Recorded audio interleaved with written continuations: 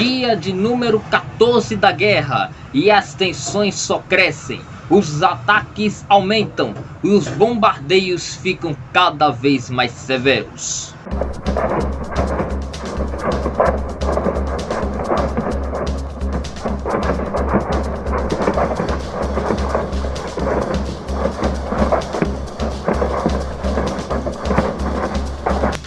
Uma maternidade foi atacada, segundo o governo da Ucrânia, pelos russos. O presidente Volodymyr Zelensky diz que há crianças embaixo dos escombros. Ucranianos fazem de tudo para deixar o país. Pela fronteira de países vizinhos, mais de 2 milhões de ucranianos já deixaram o país em meio à guerra. Brasileiros deverão ser trazidos com o avião da FAB até o Brasil até o dia de amanhã. Alguns brasileiros já chegaram à Polônia e já embarcaram no avião da FAB que já está regressando ao Brasil. Você vai ver também as informações sobre o assassinato de mãe e filha no município de Gravatá. Um corpo de uma jovem foi encontrado hoje à tarde em Paulista. E ainda os destaques dos esportes dos times pernambucanos. Atenção para o top de 5 segundos.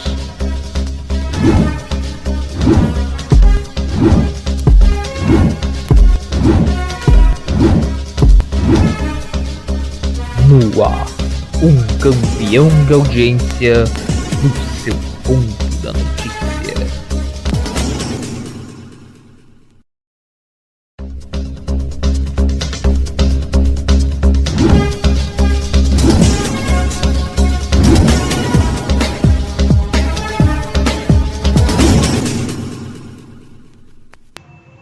Boa noite para você.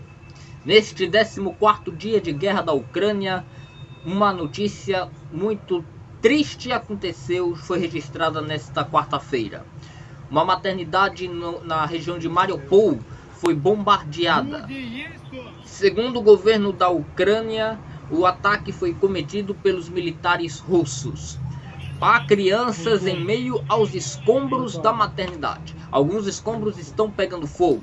Até o momento não se tem uma precisão exata do número de vítimas deste bombardeio que aconteceu nesta quarta-feira. Caminhando para completar 2 semanas seguidas de conflitos armados em território ucraniano, a Ucrânia ainda não conseguiu ser tomada, não se rendeu ao governo de Vladimir Putin e todo o seu poderio bélico, todo o seu aparato militar que invadiu a Ucrânia. As últimas atualizações mostram que a Ucrânia ainda segue resistente neste combate contra os russos, mesmo a Ucrânia sendo militarmente menor que a Rússia. Por exemplo, na cidade de Kiev, a capital ucraniana, tem informações de que a Rússia segue estacionada, não consegue avançar para dentro da capital, para poder invadir a capital e tomar o poder. Os russos alegam que não estão cometendo esta guerra para poder tirar Volodymyr Zelensky do poder, mas para fazer com que a Rússia não se filie à OTAN. Falando nisso, deixa eu só dar uma pausa aqui nessa cobertura da guerra, porque o presidente russo Vladimir Putin essa semana intensificou as ameaças à Suécia e à Finlândia para elas também não se filiarem à organização do Tratado do Atlântico Norte. Ou seja, o que Putin quer é que esses países que estão mais próximos do território da Rússia não se filiem à OTAN, tentando ali cumprir um acordo que foi firmado entre a OTAN e a Rússia em 1991, quando a Rússia assinou um tratado onde estava assegurada de que a OTAN não iria se expandir, principalmente pelo leste europeu, onde fica próximo às fronteiras russas. Coisa esta que em 1997 Bill Clinton quebrou. E a situação continuou ficando cada vez mais desgastada entre Rússia e OTAN até eclodir esta guerra. Vamos às atualizações desta quarta-feira sobre o conflito armado. Rússia diz que destruiu 974 tanques e veículos blindados da Ucrânia. Segundo a agência de notícias russa TASS. Essa informação foi divulgada pela agência de notícias russa TASS, que acredita a informação ao Ministério da Defesa russo. As Forças Armadas destruíram 974 tanques e outros veículos blindados na chamada Operação Militar Especial pelo governo da Rússia. O ministério disse ainda que também abateu ao menos 97 drones desde o começo do conflito. Alguns funcionários de emergência ucranianos desativaram uma bomba em Chernihiv.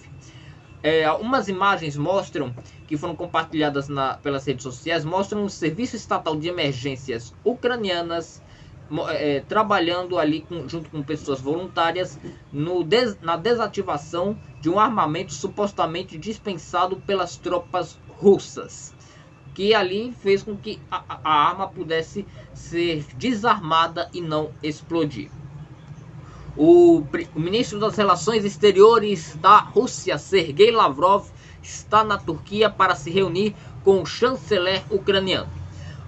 Nota da Reuters: o Sergei Lavrov desembarcou há cerca de 2 horas, agora são 5h53 da tarde. Ele desembarcou por volta das 3h50 da tarde, horário de Brasília, na Turquia, segundo a Reuters, que ainda disse que amanhã ele vai se encontrar com o chanceler ucraniano Dmytro Kuleba. A reunião vai ser a primeira entre os principais diplomatas das nações que estão brigando desde que a guerra começou 2 semanas atrás. A agência nuclear da Organização das Nações Unidas, a ONU, disse que a usina de Zaporizhia teve danos no sistema de resfriamento após a troca de fogo entre ucranianos e russos. Vamos voltar a reprisar essas imagens que mostramos semana passada, onde esse peixe de luz chega, onde seria aí um armamento explosivo, um míssil talvez, chegando ali na região da usina nuclear de Zaporizhia. Nenhum reator foi atingido, mas um prédio anexo, um prédio administrativo pertencente ao território da usina, foi alvejado por esse míssil, que também teve troca de tiros. Algumas pessoas morreram, outras ficaram feridas. E a notícia que chega agora é de que a Agência Internacional de Energia Atômica, a IAEA, ligada à ONU, informou que um transformador da usina foi desligado e que parte do sistema de resfriamento foi danificado após a troca de fogo entre forças russas e ucranianas ocorridas na semana passada, mais precisamente no dia 4 de março. Além disso, a autoridade nuclear da ONU afirma que perdeu o acesso à transmissão dos dados do sistema de segurança desta usina sem motivos aparentes. Vale lembrar que esta usina nuclear não está expelindo radioatividade, não está tendo vazamento de produto radioativo para a atmosfera. Porém, porque nenhum reator foi atingido, porém essa notícia traz preocupação, até porque a usina de Zaporizhia é a maior usina nuclear do continente europeu. Nós vamos daqui a pouco voltar a atualizar vocês sobre as informações que estão chegando sobre a guerra da Ucrânia, entre Rússia e Ucrânia. O presidente americano Joe Biden anunciou ontem uma sanção mais dura na economia russa, onde países aliados e os Estados Unidos vão deixar de comprar o petróleo vindo da Rússia. Logo em seguida, os russos retalharam, e essa possibilidade está sendo analisada no mercado internacional, até porque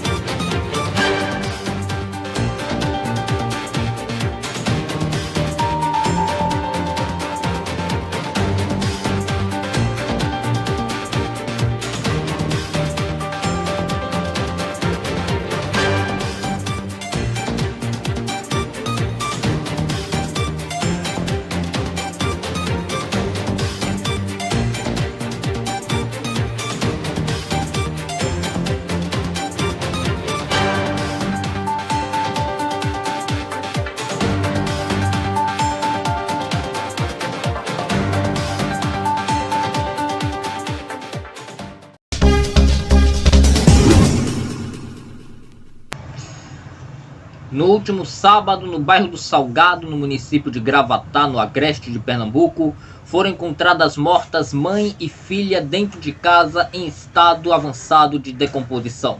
Maria Helena da Silva, de 40 anos, e sua filha Aldenise Maria de Lima, de 10 anos, foram encontradas sem vidas dentro da residência. A Polícia Civil de Pernambuco informa que o principal suspeito de cometer o crime seria o ex-companheiro de Maria Helena. Agora há pouco, o nosso repórter Júnior de Castro conseguiu entrevistar familiares das duas vítimas, agora há pouco, há pouquíssimos minutos atrás. Infelizmente, a gente não vai conseguir ter tempo para exibir este conteúdo, essas entrevistas que foram concedidas com exclusividade ao nosso repórter Júnior de Castro, mas amanhã, aqui no Expresso Direto, você vai ter a entrevista e o conteúdo detalhado dessa história que chocou o município de Gravatá no último fim de semana e que a polícia até agora segue procurando suspeito, segue mantendo as investigações sobre este crime. No meio da tarde de hoje, no município de Paulista, que fica já na região metropolitana do Recife, o corpo de uma jovem foi encontrado numa área de mata. A polícia investiga se é realmente de uma jovem de 15 anos que teria sido sequestrada. Segundo a Polícia Civil, Bianca Cauane, de 15 anos, foi levada, segundo depoimentos de familiares, foi levada de casa na madrugada do último dia 3 de março, na semana passada. Homens armados arrombaram a porta da residência e arrastaram a garota até um carro. O corpo foi encontrado numa área, no matagal, no município de Paulista, e era um corpo de uma mulher. O IML vai fazer toda a perícia para confirmar a identidade da vítima. Segundo os parentes, Bianca Cauane dormia com a irmã, que tem 12 anos, quando homens armados arrombaram a porta da casa e arrastaram a vítima para fora da residência.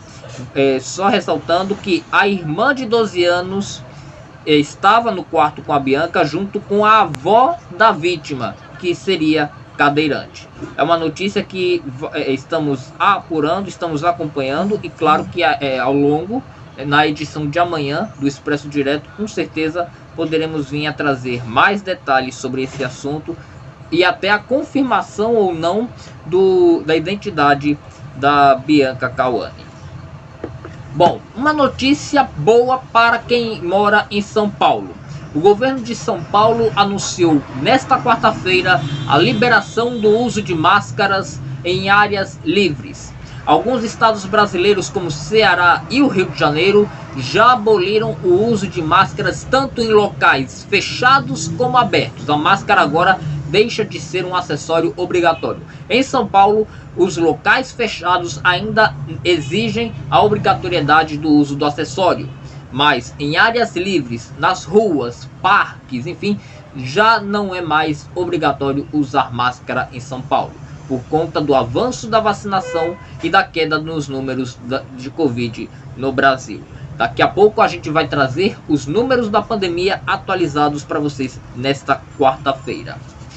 E o presidente da associação, de uma ONG chamada de Endireita Pernambuco, passou a ser filiado ao Partido Liberal, o PL.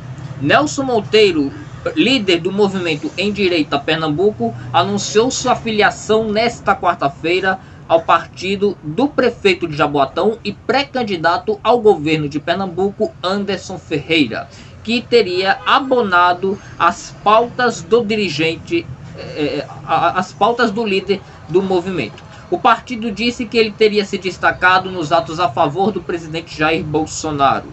Segundo ele, segundo Nelson Monteiro, ele disse, abre aspas, que se decidiu se filiar ao PL por ser o partido do Anderson Ferreira e do presidente da República. Anderson, prefeito que vem sendo referência no estado e defende as mesmas bandeiras do nosso grupo. Fecha aspas. Ele falou isso e logo em seguida atacou o PSB. Abre aspas. O Estado está usurpado por uma família que não tem respeito à igreja e à família e apresenta índices negativos na economia. Para mudar essa realidade é preciso renovar. Aí ele fez ali uma propaganda em relação ao presidente Jair Bolsonaro, que também disse que o melhor caminho para Pernambuco seria a eleição do Anderson Ferreira, fecha aspas. O ativista disse que na Assembleia Legislativa, que já que ele quer se candidatar também a deputado estadual, ele disse que, se eleito, vai defender as bandeiras da fé, da vida e da família, o empreendedorismo pelo livre comércio e por uma segurança pública mais efetiva. Anderson Ferreira afirmou que o correligionário chega para reforçar a chapa proporcional. Vale lembrar que alguns pré-candidatos ao governo de Pernambuco já estariam definidos. Além de Anderson Ferreira, do PL, temos Raquel Lira, prefeita de Caruaru, pelo PSDB, Danilo Cabral, deputado federal pelo PSB, que é o candidato do governador Paulo Câmara, e também o candidato prefeito também do município de Petrolina, Miguel Coelho, este da União Brasil. A seguir você vai ver os números da pandemia e também as últimas notícias da guerra da Ucrânia. Voltamos já.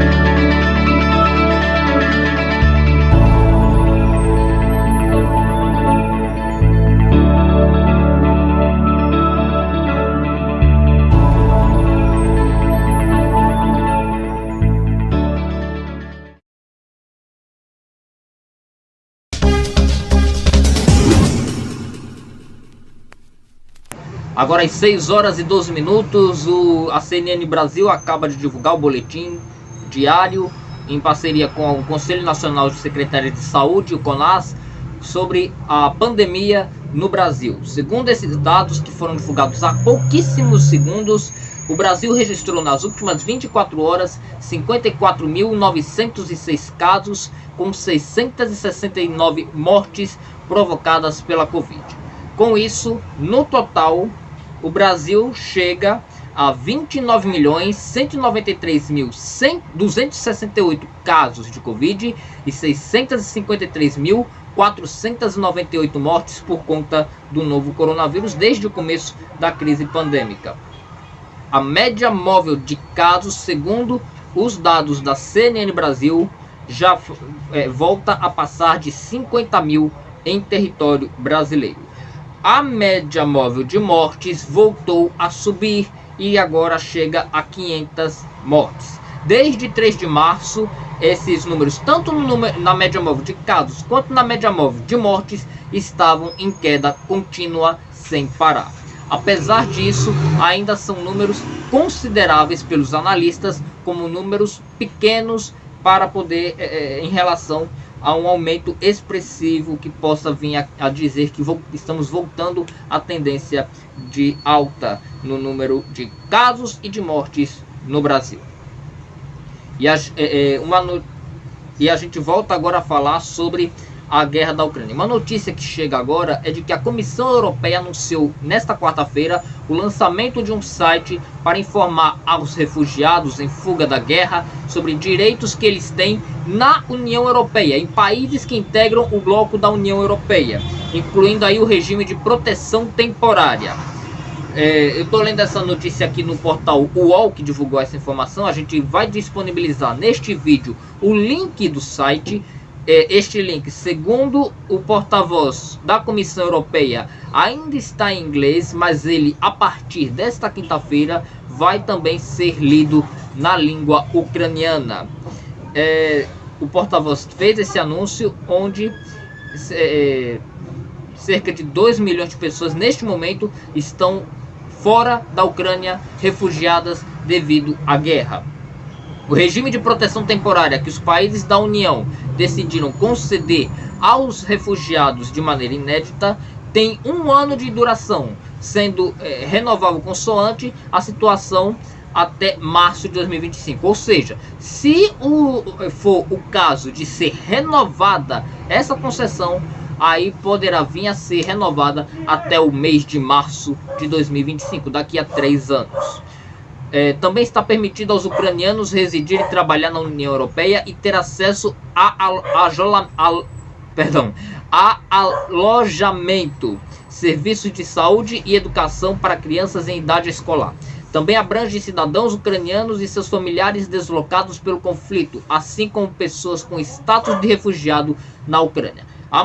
Hoje, primeiramente eu peço perdão a você, porque hoje foi uma loucura, né, nesta quarta-feira, mas amanhã a gente vai, claro, trazer conteúdo, vamos trazer mais detalhes sobre este assunto e outros que a gente pautou aqui nessa edição do Expresso Direto. A gente está fazendo essa edição para poder manter as informações para vocês aqui no Ponto Direto, mas isso não significa que a gente está fazendo trabalho mal. Não, a gente está na correria, mas estamos mantendo o foco para poder levar a informação até você a toda hora, a todo o instante. Vamos agora atualizar vocês sobre as últimas notícias da guerra. Vale lembrar que nesta quarta-feira houve um ataque à bomba, um bombardeio a uma maternidade na cidade de Mariupol, onde, segundo o presidente ucraniano Volodymyr Zelensky, estariam tendo crianças embaixo dos escombros da maternidade, escombros estes que estariam queimando. Uma notícia que interessa aos brasileiros. Brasileiros que estão refugiados em países como Polônia e Romênia se dirigiram à Polônia para pegar um avião da Força Aérea Brasileira, um avião da FAB, que já deixou a Polônia e está regressando neste momento de volta ao Brasil.